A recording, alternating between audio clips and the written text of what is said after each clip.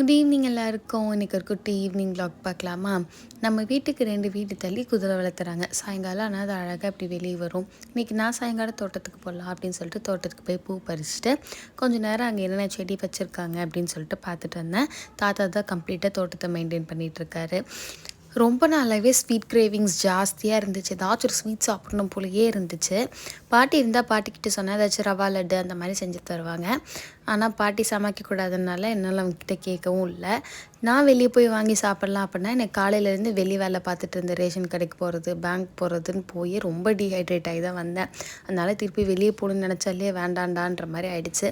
Fruits இருந்துச்சு. சரி okay custard fruits செய்யலாம் அப்படின்னு சொல்லிட்டு இன்றைக்கி செஞ்சேன். ஓகேவா தான் வந்துருந்துச்சு. என்னுடைய ஸ்வீட் கிரேவிங்ஸு பக்காவாக சாட்டிஸ்ஃபை பண்ணுச்சு. டேனியுமே ஃப்ரூட்ஸ் அவ்வளோக்கா சாப்பிட மாட்டான். பட் இப்படி செஞ்சு கொடுத்தா அவன் நல்லா பிடிச்சி விரும்பி சாப்பிட்டுப்பான். இதோட ரெசிபியும் ரொம்ப சிம்பிளாக தான் இருக்கும். இருக்கிற ஃப்ரூட்ஸ் வச்சு செஞ்சால் போதும்.